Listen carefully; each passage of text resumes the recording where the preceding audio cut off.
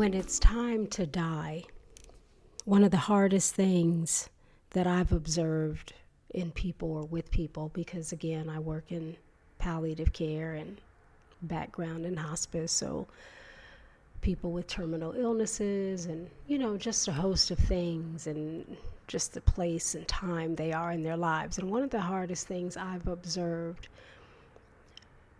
is the attachments to people. And it makes sense because we connect, we build friendships, we have love, we have these attachments, these relationships that consume our lives, our time, our thoughts, the opening of the heart space, letting people in, the closeness, the drama, the challenges, the layers, right? Because nothing is just all good, but all of the ingredients that lead to us being attached. And I see many patients struggle with exiting this world as they think about those they're leaving behind. Children, young children, minors or older children, partners, friends, parents. And as they think about those people and those attachments, the suffering and the desire to hold on to life is just there. And it's really something to bear witness to and to think about, myself and my own attachments. And I'm thinking about Atisha Deepankara's 8th contemplation in the Nine Contemplations of the inevitability of death. And he says, our loved ones cannot keep us from death. There is no delaying its advent. Holding this thought in mind, I exercise non-grasping. Holding this in mind, I exercise non-grasping. The reaching out to hold on, to cling to. Because the grasping and the clinging is also a suffering, because our loved ones cannot keep us from death. There's no delaying its advent. And my own personal sort of interpretation, or not interpretation, but how this landed inside of me, or what it evoked, was those who love me will have to hold my absence. Because any anguish I have at the time of my death, as it connects to attachments, if I'm grasping, will leave me at the point of my death, or perhaps even just before, when the consciousness starts to shift.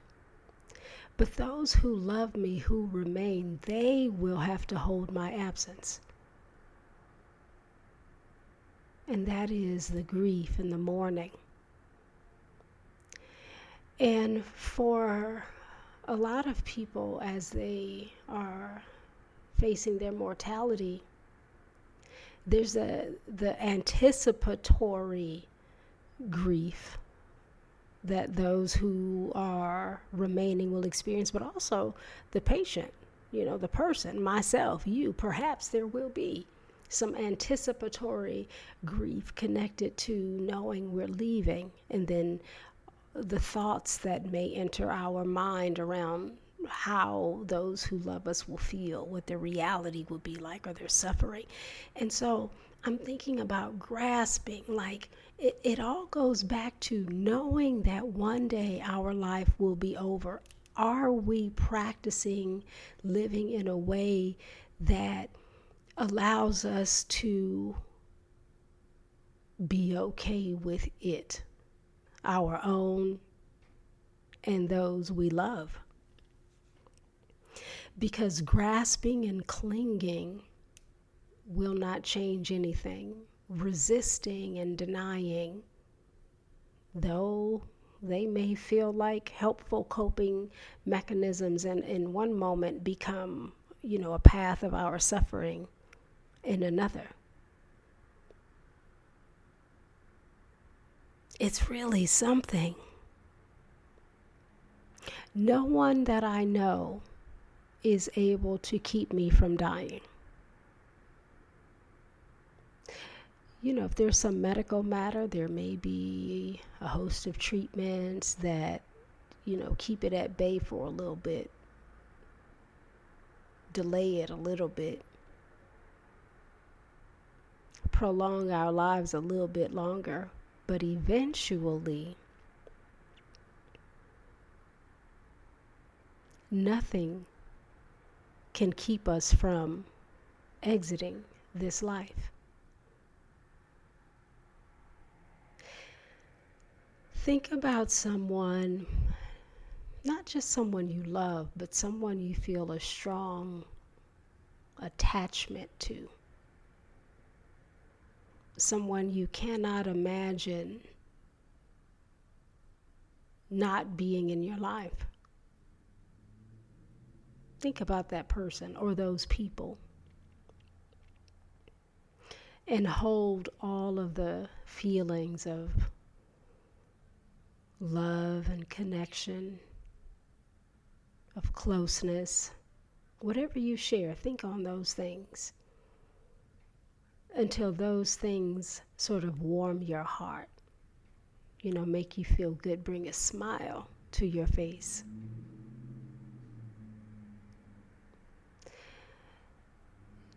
Now think about letting them go.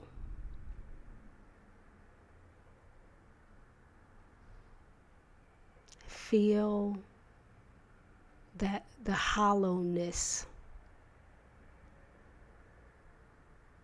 the empty space within your body of angst and fear and sadness and overwhelm and hurt and grief.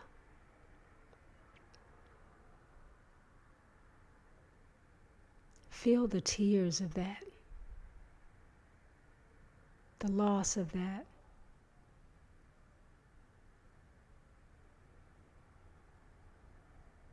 What comes up for you? Is it too potent to think about? Like, oh no, I can't think of that because I don't want that to happen. That can't happen. Oh, the thought of that, what comes up?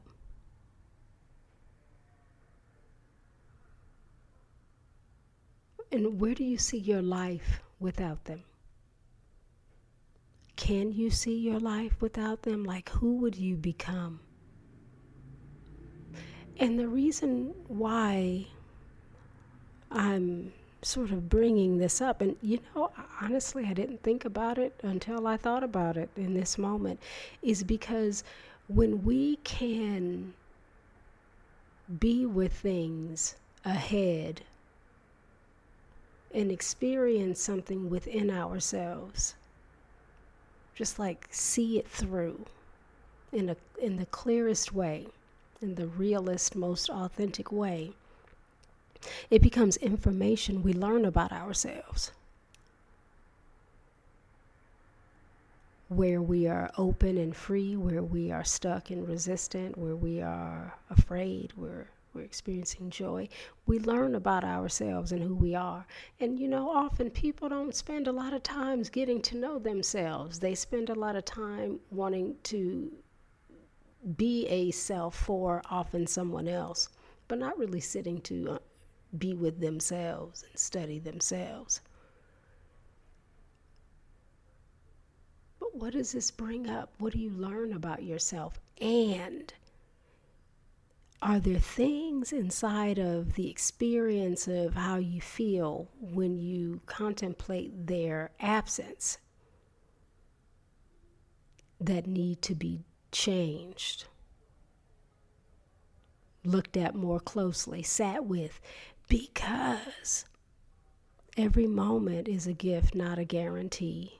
We have no control on when, but we know it's when, not if. And we are likely going to experience the loss of someone we have attachments to. Or we may be the person another one loses and have to sort of rest in grief and anguish. Does thinking about it help? At least understand? Because again, our grasping and the clinging, the need to hold on because of our attachments are the things that sort of get in the way of our freedom at the time of death and dying. And because no one that we love or that loves us can save us.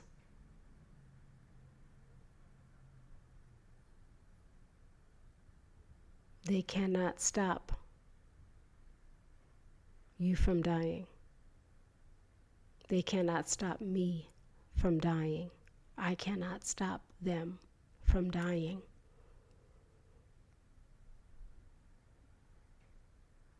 But I can begin to investigate and practice loving in such a way that gratitude is at the forefront.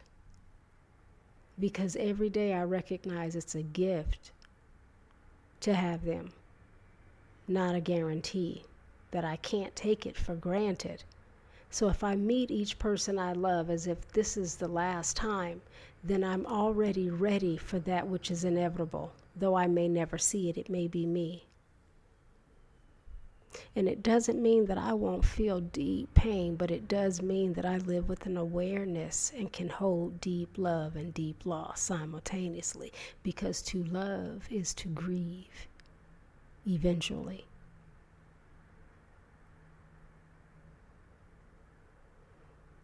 Our loved ones cannot keep us from death. There is no delaying its advent. Holding this thought in mind, I exercise non-grasping. That is what Atisha Deepankara says. And you know, for me, I will say, holding this in mind, I lead with gratitude. Because I'm grateful. And in my gratitude, even if I have attachments, even if I do grasp, I'm aware. I know. And it's my responsibility to be aware of my awareness and to know what I know. And to remember never to forget.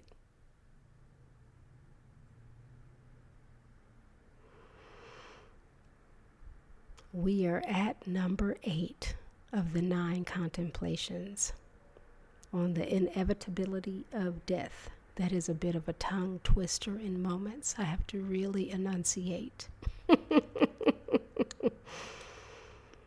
I appreciate your time and your ear, your attention. You know, your willingness to journey the journey with me, exploring death. I feel like I have an intimate relationship with death. I don't know, it's this interesting thing. It's a unique experience, and I appreciate it. I mean, what is more important than living and dying? So yeah, it's good stuff. It's not easy stuff, but it's good stuff. It's real stuff. So thank you again. And I do hope you come back around and spend more time with me. I do appreciate you.